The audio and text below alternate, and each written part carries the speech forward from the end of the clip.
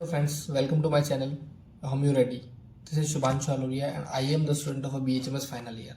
अगर आप भी होम्योपैथी के स्टूडेंट्स हैं और आपको भी मटेरिया मेडिका के अंदर डिफ़िकल्टी हो रही है कि मटेरिया मेडिका को कैसे पढ़ा जाए, बार बार मेडिसिन के सिम्टम्स याद करने के बाद भी अगर आप सिम्टम्स को भूल जाते हैं या सिम्टम्स में कन्फ्यूज़न होता है तो ये वीडियो आपके लिए ही है। जब मैं फर्स्ट ईयर में था सेम प्रॉब्लम मुझे भी फेस करनी पड़ी थी। मैं बार बार मेडिसिन के सिम्टम्स को याद करता था और बार बार भूल जाया करता था। बहुत कन्फ्यूज़न होता था। दो मेडिसिन सेम एक जैसी लगती थी और उनके सिम्टम्स इसमें चले जाते थे और दूसरी वाली के सिम्टम्स फर्स्ट वाली मेडिसिन में चले जाते थे। तो मुझे भी मटेरिया मेडिका बहुत ही डिफ़िकल्ट लगती थी जैसे आपको लगती है। फिर मैंने सोचा कि मटेरिया को कैसे पढ़ा जाए।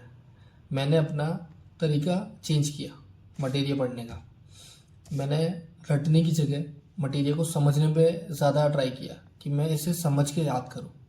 क्योंकि पहले मैं क्या करता था, मेडिसिन दिखता था, उसको रटता था, एक दिन याद रहती थी, अगले दिन भूल जाया करता था। तो इस वीडियो में मैं आपको यही समझाने वाला हूँ कि मेडिसिन को रटने की जगह उसे समझने पे ध्यान दें। तो 2-3 मेथड्स हैं जिससे मैंने भी सीखा कि मेडिसिन को रटना नहीं है, समझना है। तो मैं आज आपके सामने वही जो मेथड्स है मैं एक्सप्लेन करूँगा और एडवाइस करूँगा कि आप इन्हीं तरीके से मटेरिया को पढ़ें ताकि आपको भी मटेरिया इजी लगने लगे, ना कि डिफ़िकल्ट।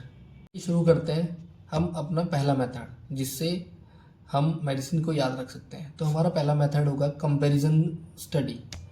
हमको मेडिसिन को कंपेयर करके पढ़ना है। दो मेडिसिन ले लो जिनमें भी आपको लगता है कि इन दोनों मेडिसिन के सिम्टम्स एक जैसे होंगे। ठीक है, जैसे हमने ले लिया एकोनाइट और बेलाडोना।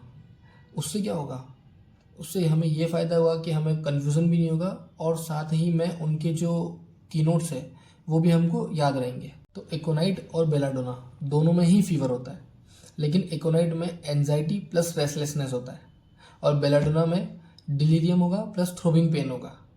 तो ऐसे ही हमको दो मेडिसिन को कंपेयर करके पढ़ना है ताकि हमें उसकी कैरेक्टरिस्टिक सिम्टम्स याद रहे और जो डिफरेंसेस है सिम्टम्स में या जो मेडिसिन में सिमिलर लगती है हमको मेडिसिन, लेकिन कुछ कुछ डिफरेंस होते हैं। जैसे दोनों में फीवर है, लेकिन उस फीवर में एंजाइटी प्लस रेस्टलेसनेस है और बेलाडोना में डिलीरियम प्लस थ्रोबिंग पेन है।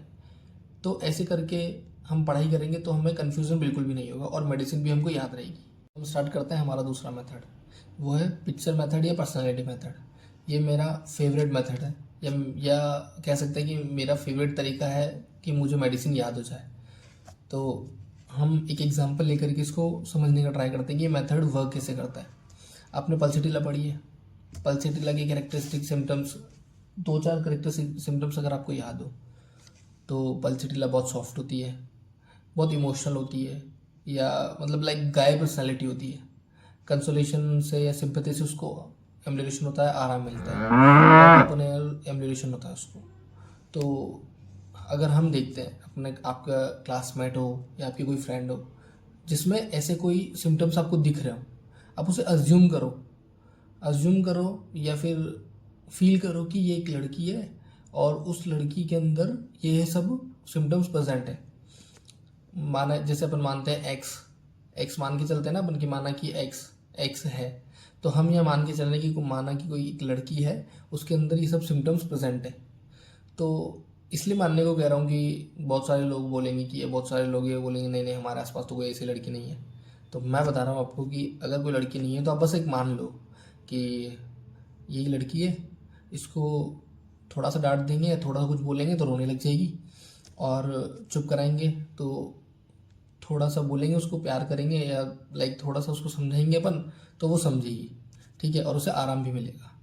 या बंद कमरे में उसको थोड़ा अच्छा नहीं लगेगा, लेकिन बाहर जैसे ही जाइए उसको अच्छा लगने लग जाएगा। बहुत सॉफ्ट है, ऐसे बोलते हैं कि गाय जैसी पर्सनैलिटी है। तो आप समझना है कि वो पल्सिटिला होगी अगर आपको कोई पेशेंट आता है और ये सब सिम्टम्स आपको फील करते हो, आप ऑब्जर्व करते हो कि यार ये सब सिम्टम्स मुझे नज़र आ रहा है कि उसके अंदर एम्युलेशन हो रहा है, किससे, सिंपैथी से एम्युलेशन हो रहा है, बहुत सॉफ्ट है, इमोशनल है, तो वो पल्सिटिला हो सकती है।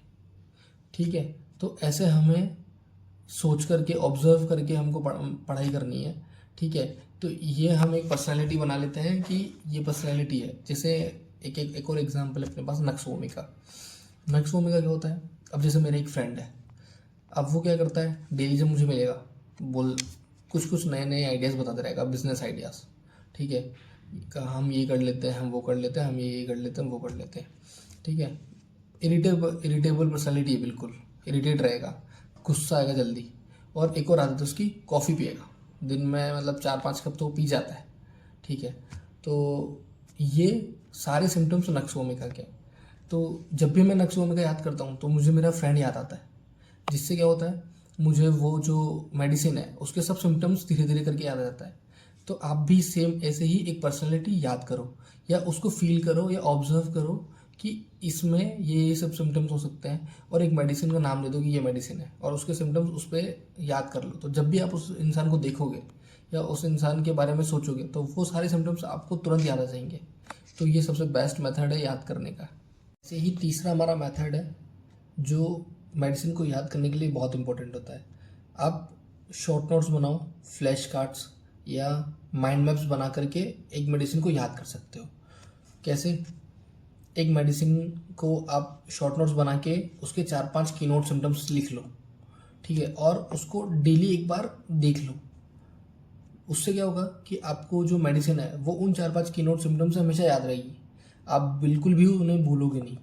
बार बार रिवाइज करोगे, याद करोगे, तो वो आपके माइंड में एक बिल्कुल सेट हो जाएगी कि हाँ, इस मेडिसिन में ये 4-5 की नोट सिम्टम है यार, ये तो इसका है, ये वो उसका है। तो ये याद करने के बहुत ही बढ़िया मेथड है।